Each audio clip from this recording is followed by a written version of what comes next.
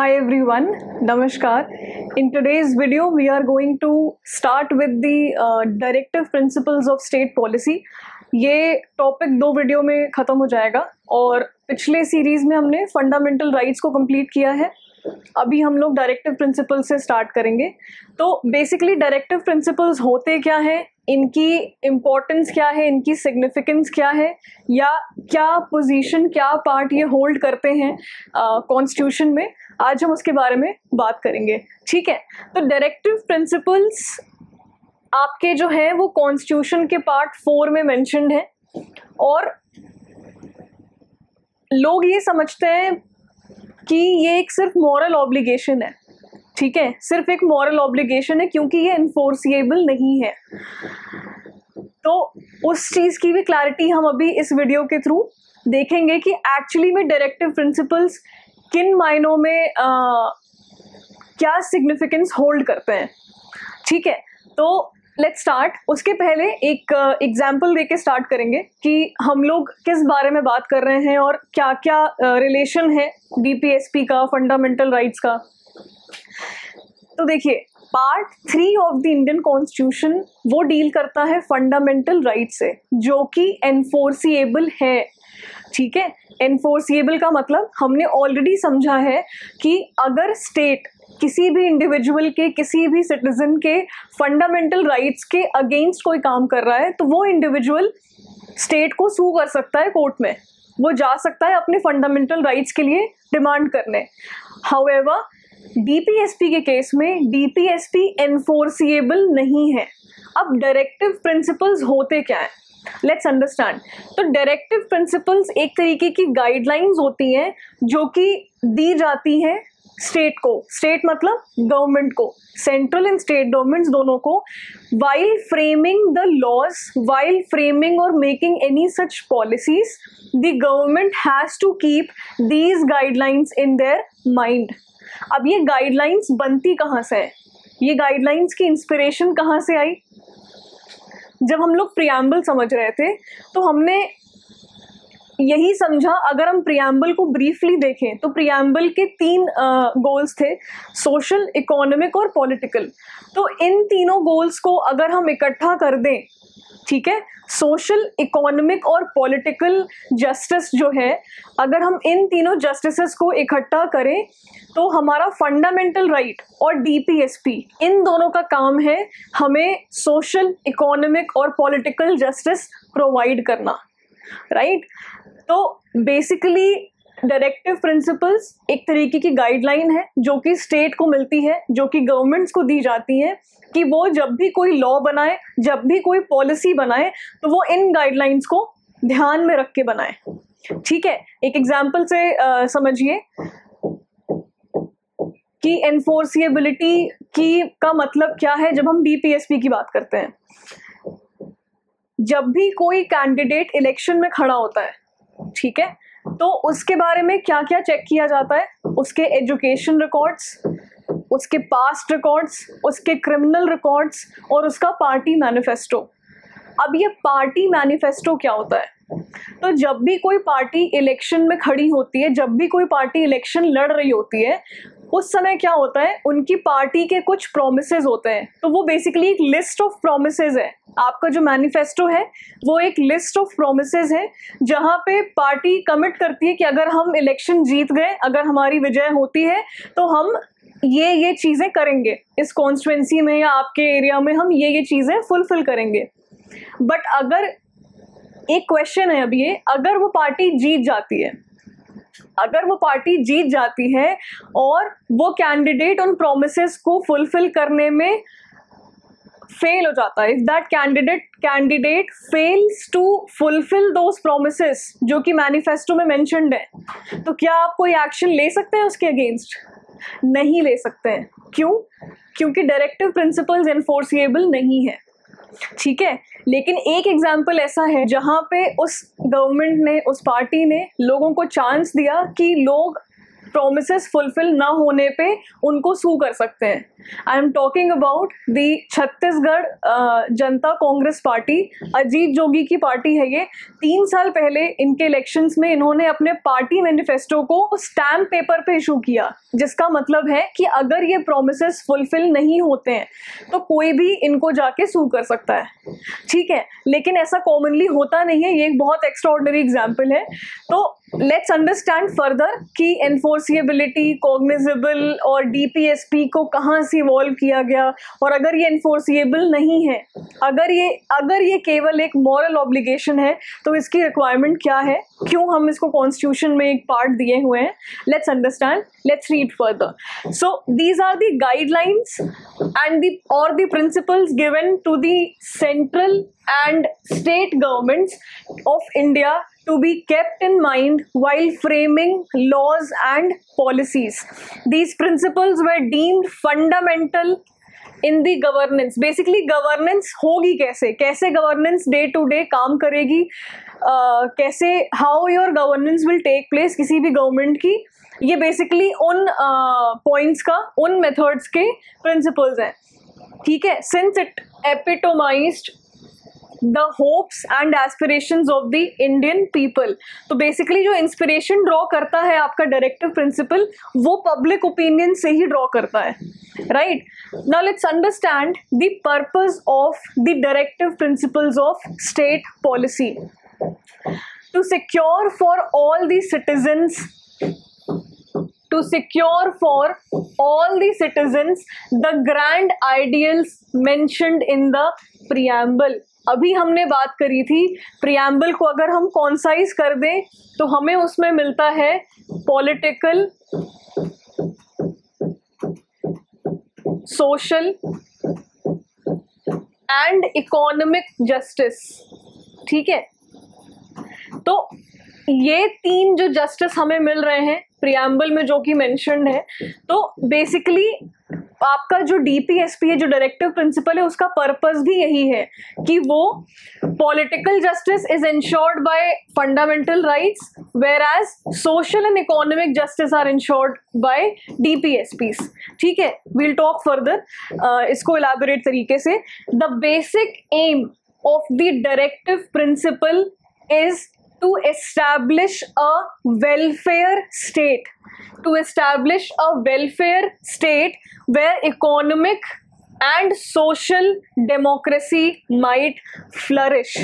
political democracy, political justice की बात आपका fundamental rights करता है, whereas economic and social justice को इंश्योर करने का जो प्रोविजन है वो है डायरेक्टिव प्रिंसिपल्स में, ठीक है।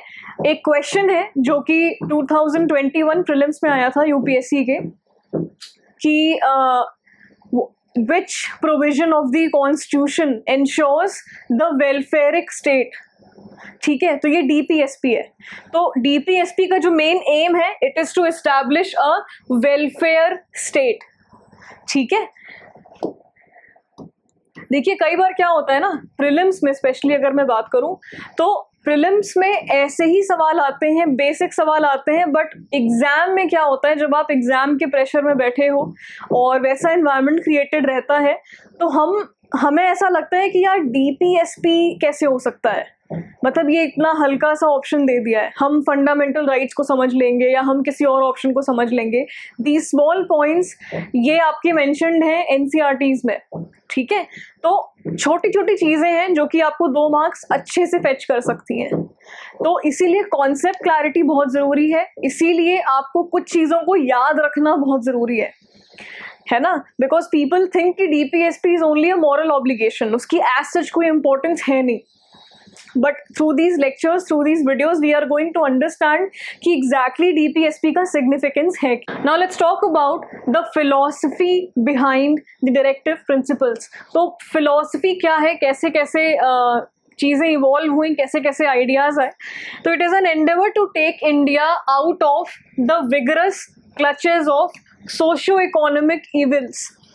inflicting pain on it for last many centuries.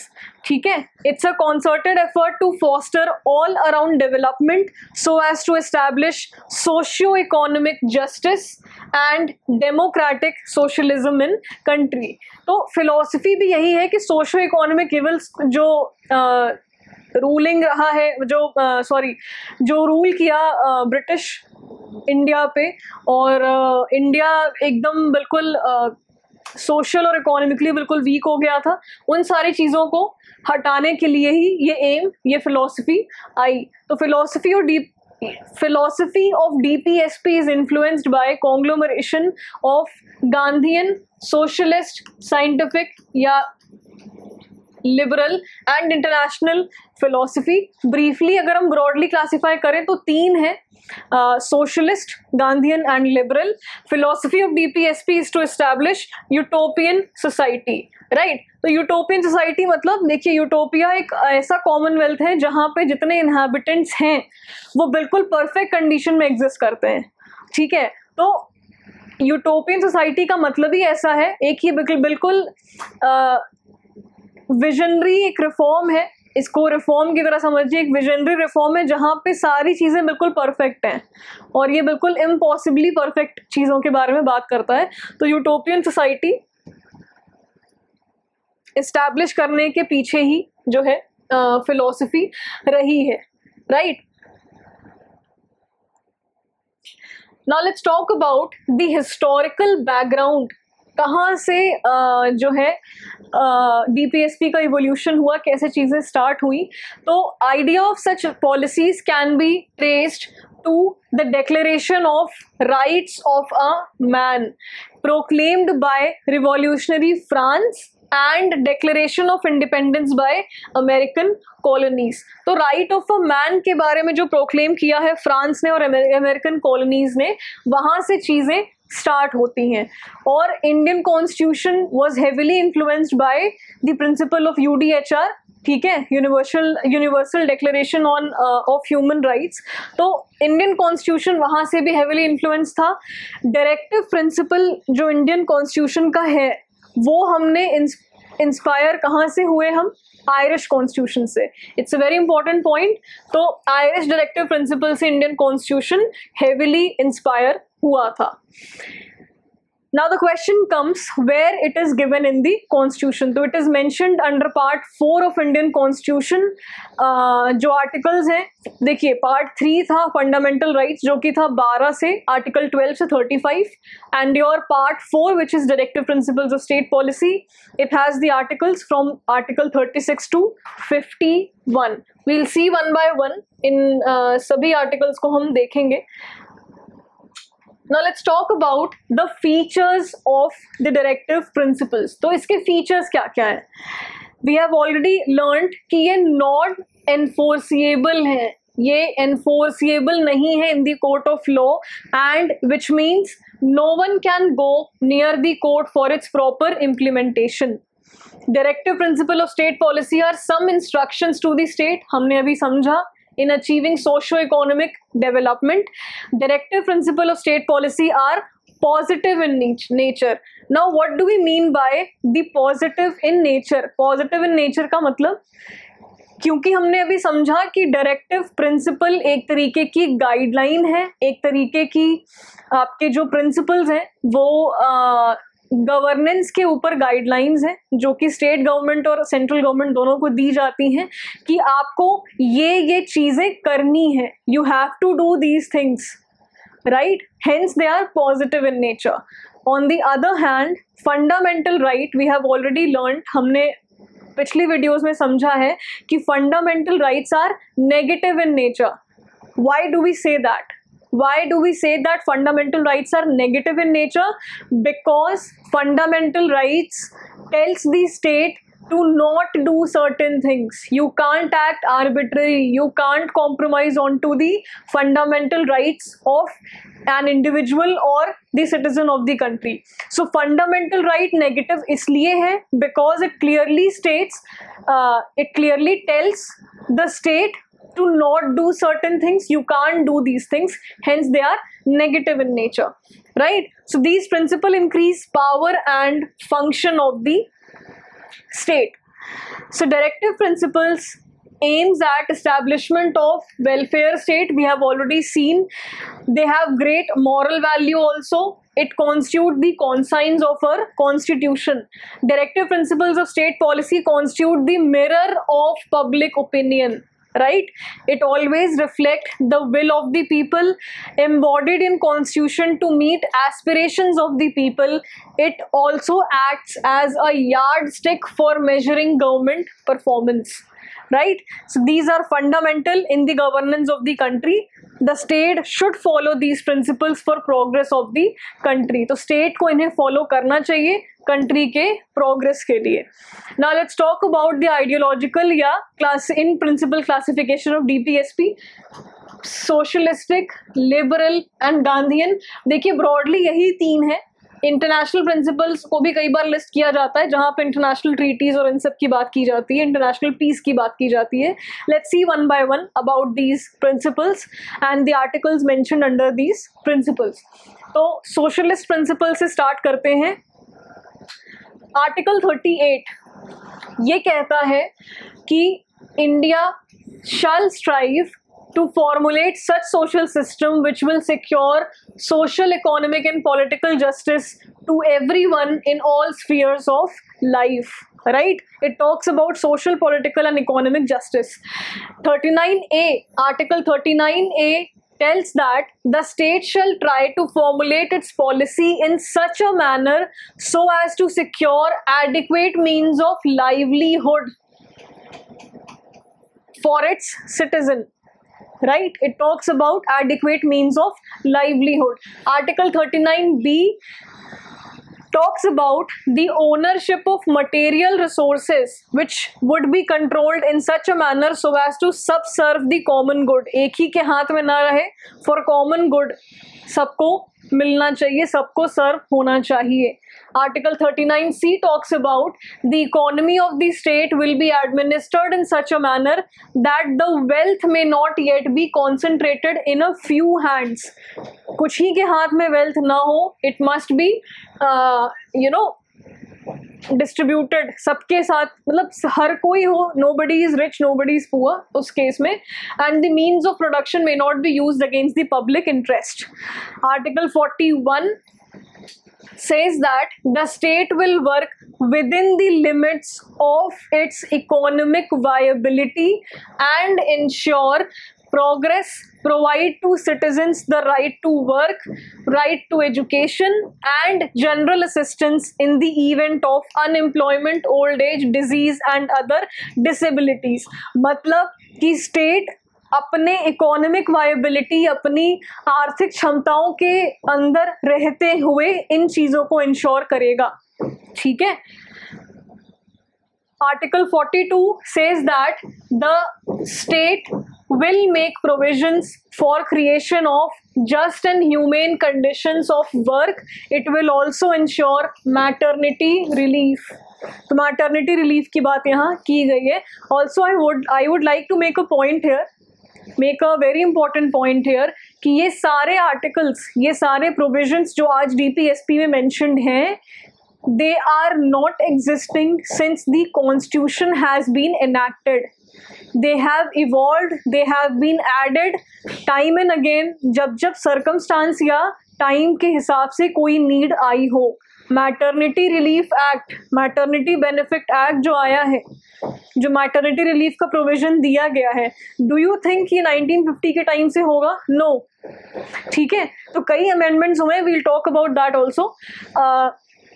Next is article 43 जो कि कहता है state will ensure adequate wages, good life and rest to the labour. तो लेबर के लिए, लेबरर्स के लिए ये state will also endeavour to make available to the labourers various socio cultural facilities. Right.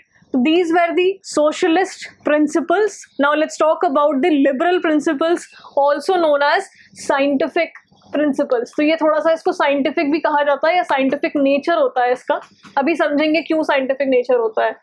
तो article 44 of the Indian constitution says that the state shall endeavor to formulate and implement a uniform civil code for all the people living throughout the territory of India. Right? Article 45 says that state shall endeavor to provide early childhood care, education for all the children until they complete the age of 6 years. Right?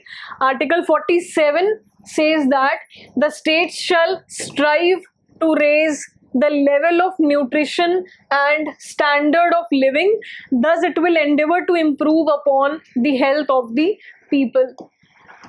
Right? So these are the liberal principles.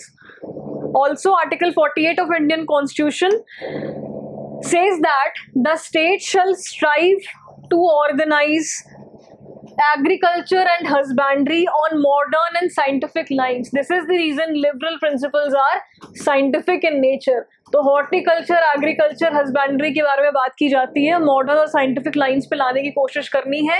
It will also try to maintain and improve upon the breed of the animals. ठीक है.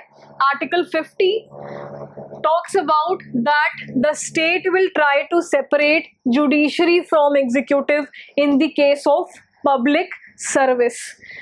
ठीक है. Next, let's talk about the Gandhian principles. Gandhian principles में article 40, 43, 47 and 48 आता है, जहाँ पे बात की जा रही है कि state will strive to organize panchayats in villages and will endow them with such powers which enable them to act as unit of self-government. ठीक है. Article 43 says that the state shall strive to develop the cottage industry in rural areas both on the basis of individual or cooperative basis. Article 47 says that the state will strive to ban consumption of wine and other intoxicating drinks and all such commodities which are considered injurious to health. All right. Article 48 reveals that state will ban slaughtering of cows, calves and other milk cattle. Also, अभी इस video में हम बिल्कुल basics की बात कर रहे हैं, बिल्कुल कंसेप्चुअल क्लैरिटी की बात कर रहे हैं डीपीएसपी के बारे में. In next video we'll see various cases associated with these provisions of directive principles. बहुत इंपॉर्टेंट होगा वो भी, उसको भी समझेंगे. Now let's talk about the international principles mentioned under Article 51. तो 51A कहता है state will strive to promote international peace and security. 51B says that state shall strive to maintain just and honorable relations among various states in the world. 51C says that the state will endeavor to promote respect for international treaties, agreements and laws. 51F says that the state will strive to settle international disputes by arbitration. So these are the articles that talk about the international peace and treaties. तो जैसा कि हमने अभी समझा था कि ये सारे जो डायरेक्टिव्स हैं ये कॉन्स्टिट्यूशन के एनैक्टमेंट के टाइम से ही नहीं आए हैं, ये वेरियस अमेंडमेंट के थ्रू आए हैं. Here I have listed down किस अमेंडमेंट के थ्रू कौन सा आर्टिकल ऐड हुआ था.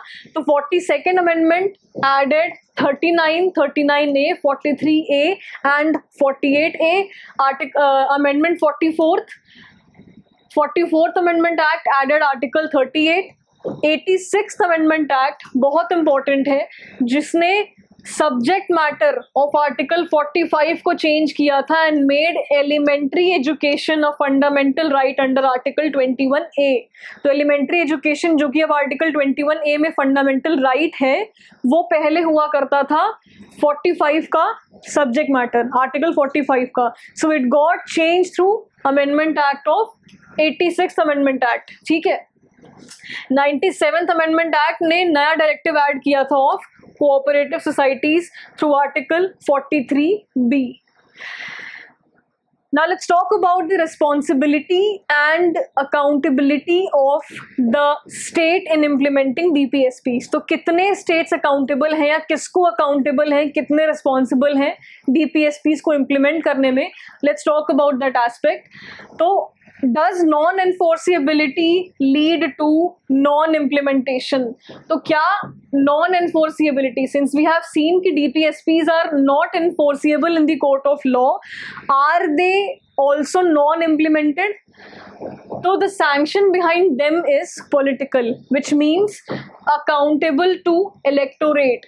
So state is accountable to electorate when it comes to implementation of directive principles.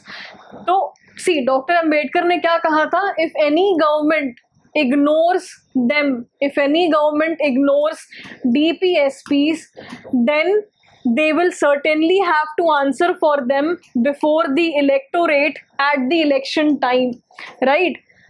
तो ऐसे समझिए, जब भी कोई पॉलिटिकल पार्टी खड़ी होती है इलेक्शन में, और वो obviously they promise many things, if they commit well and good, if they don't, तो क्या अगले इलेक्शन में पीपल विल वोट देम? अगर हम बायसमेंट्स और इन सारी चीज़ों को हटा दें, तो they must have a fear that they will lose if they don't stick to their commitments, if they don't stick to their promises. तो इस तरीके से they are accountable to the electorate. ठीक है, उनकी accountability electorate पे है. Now let's talk about the role of the courts in establishing accountability of the state. तो court ने क्या कहा accountability के बारे में state की? Honorable Supreme Court has been issuing directions in many landmark cases, जैसे Kesavananda Bharati case and Minerva mill case, also और भी cases हुए थे, and thereby instructing state to implement DPSPs in right spirit. So we'll see these cases in more detail आगे की slides में. Next question which comes is, does the a non-enforceability of DPSP means non-existence of DPSP? अगर states, अगर DPSP non-enforceable है, तो क्या वो non-existing भी है? So what has Dr. Ambedkar said in this form? Dr. Ambedkar had said that they are the instruments of instructions. DPSPs are the instruments of instructions, and its concept will change dependent upon the time and circumstance, right? The implementation of DPSP requires resource which constitutional framers put in Article 37. तो Article 37 में ये mentioned है कि DPSP non-enforceable तो है, but it is fundamental in nature. ठीक है, though it is non-enforceable, it is fundamental in governance.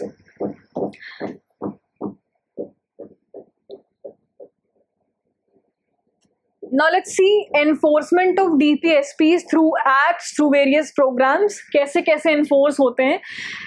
Acts में अगर हम बात करें तो examples की Minimum Wages Act, Maternity Benefit Act, Equal Remuneration Act, RT, etc. ठीक है. Boards, which are the boards that enforce DPSPs? Handloom Board, Silk Board, Handicraft Board under Article 43, etc. Programs, कौन कौन से programs हैं? IRDP, MG NREGA, PDS, NEGP, Swachh Bharat, Sukanya Samriddhi, Atal pension scheme, NRHM, etc. and also Article 21 and PIL, public interest litigation. They are also a form in which your DPSPs are enforced. ठीक है.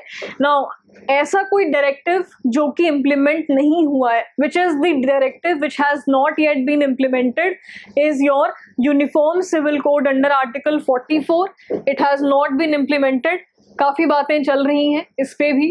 And organisation of agriculture and animal husbandry, article 48. यहाँ पे ये debate चल रहा है कि cow slaughtering को कंटिन्यू करना है, नहीं करना है, क्या करना है. तो there has been a long debate going on upon this issue as well, right.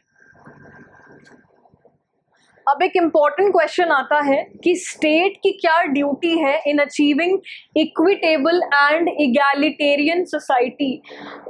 Now what do we mean by egalitarian society. So it's a society where there is no kind of discrimination happening. कोई किसी भी तरीके का class, cast, religion, race, कोई भी किसी तरीके का डिस्क्रिमिनेशन नहीं है. Equality is prevailing in all the spheres. ठीक है, तो duty of the state, state की क्या ड्यूटी है, तो is the state duty bound. तो ये इम्पॉर्टेंट है समझना कि कॉन्स्टिट्यूशन फ्रेमर्स का माइंडसेट क्या था when these provisions were being made, right. तो पहला है advisory committee on human rights. Two school of thoughts, those two school of thoughts on justiciability of rights. First is your FR and DPSP. इसीलिए ये दो sets of rights outcome में आए, FR and DPSP. Second is Constitution is not merely a document जहाँ पे there is the mechanism mentioned for whosoever comes in power. It also gives moral obligation of the state. It also gives the ideals placed before the state to achieve. It also gives the yardstick to measure government's performance. It also has national manifesto irrespective of the political party. ठीक है. Another point is inclusion of the word fundamental. तो fundamental principle of governance को ही हमने DPSP के form में रखा है constitution में. Another point is non cognizable. देखिए, कॉग्निजेबल एक बहुत बड़ा टर्म है in comparison to enforceable, because cognizable gives a scope of judicial scrutiny, right. तो BN राव का ड्राफ्ट था. कॉग्निजेबल एक ब्रॉडर टर्म है as compare to enforceability and it leaves a huge scope for judicial scrutiny. Retention of the word strive, as we have already seen in many articles, the language is state shall strive. Strive का मतलब ही होता है कि बहुत important है और बिल्कुल importance के साथ, बिल्कुल सीरियसनेस के साथ किसी काम को, किसी प्रिंसिपल को फॉलो करना. तो DPSP reads as state shall strive. तो महावीर त्यागी जी ने एक अमेंडमेंट लाने की कोशिश की थी जहां पे स्ट्राइव वर्ड को हटाया जाए, but this amendment could not be pass. इसको फेल कर दिया गया था, इसको एक्सेप्ट नहीं किया गया था. And this shows the importance of DPSPs in the mind of constitution framers, right. Another point is the right of speaker of the house while the bill is against the spirit of DPSP. तो speaker जो होते हैं house के, लोकसभा के, राज्यसभा के जो है, तो उनके पास भी ये राइट है कि वो ऐसे किसी बिल को पास करें ना करें जो जिसकी स्पिरिट अगेंस्ट DPSP है. तो प्रोफेसर शिबान लाल सक्सेना, इन्होंने क्या कहा था, DPSP cast duty on legislature also. इनका केस हुआ था जिसके थ्रू हमें ये पता चलता है कि DPSP लेजिस्लेचर पे भी ड्यूटी कास्ट करता है. What has the Honorable Supreme Court observed when it comes to DPSP? Let's have a look. DPSP reads with the preamble. हमने समझा ही है कि preamble की अगर हम एक जिस्ट ले, एक उसके बिल्कुल ब्रॉडली क्लासीफाई करें तो economic, political and social justice को प्रोवाइड करना ही उसका मेन एम है. And that's why DPSP reads with the preamble which is also the basic structure of the constitution. Act of the state against spirit of DPSP liable to judicial scrutiny, cognizable हमने समझा. Non enforceable तो है, but courts can issue declaratory judgments which the government cannot ignore. Court declaratory judgments को issue कर सकता है जिसको government ignore नहीं कर सकती. केशवानंद भारती केस में हारमोनियस कंस्ट्रक्शन कहा गया between fundamental right and DPSP को कॉम्प्लीमेंट्री कहा गया इन नेचर. ठीक है.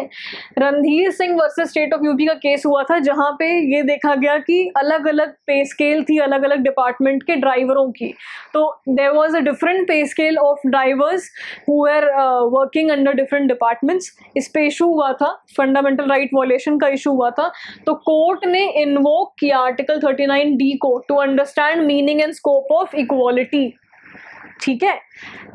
और इक्विटेबल एंड इगैलिटेरियन सोसाइटी का मतलब हमने समझा ही है कि idea of economic democracy and not just political democracy, welfare state model पे काम करता है, और डीपीएसपी एक पॉजिटिव ड्यूटी कास्ट करती है स्टेट के ऊपर to achieve equitable and egalitarian society. Now there's a very important question which comes before us कि क्या ऐसा कोई डायरेक्टिव है which is mentioned outside the part 4 of Indian Constitution. क्या ऐसे भी डायरेक्टिव्स प्रेजेंट हैं इंडियन कॉन्स्टिट्यूशन में जो कि पार्ट 4 से बाहर प्रेजेंट हो? तो yes, there are 3 articles mentioned outside the part 4 of Indian Constitution which are the directives to the state and which are non-enforceable as well. Let's see. तो first is Article 335 जो कि direct करता है कि claims of scheduled caste and scheduled tribes shall be taken into consideration consistently along with maintaining efficiency of the administration while making appointments to the services of the government. Right? 350A directs the state and local authorities within the state to provide facility for instruction in mother tongue at least till primary stage to the children of linguistic minorities. And Article 351 says that it shall be the duty of the union to promote and spread of Hindi language. ठीक है, to develop it so that it may serve as a medium of expression for all elements of composite culture of India. ठीक है, तो ये 3 directives थे जो कि mentioned थे outside part 4 of Indian constitution under various articles. तो to conclude, we would see, we have understood so far कि DPSPs are implemented in various degree. कई तरीके से कई various sphere में various degree में implement किया जाता है, इसीलिए इसको dynamic कहेंगे, static नहीं कहेंगे. But one umbrella approach can't be applied. ठीक है, अलग सर्कमस्टांस में, अलग समय पे, अलग सिचुएशन के हिसाब से ही किसी अप्रोच को अप्लाई कर सकते हैं. एक one umbrella approach can't be applied everywhere. Body to be set up as stated by national commission on working of constitution. NCWRC ने कहा था कि एक बॉडी ऐसी बननी चाहिए जो कि इम्प्लीमेंट करे डीपीएसपी को in real spirit and in not a mere letter of the law. ठीक है, तो रियल स्पिरिट में काम करने के लिए एक ऐसी बॉडी को बनाना ज़रूरी है. So this was it for today's video. In next video, that would be the part 2 of directive principles. We'll see various cases associated with directive principles and और भी concepts होंगे, उनको देखेंगे. Important cases हैं cow slaughtering पे और UCC पे, हर चीज़ पे. So we'll see that in next video. Till then, thank you and I'll see you in the next video.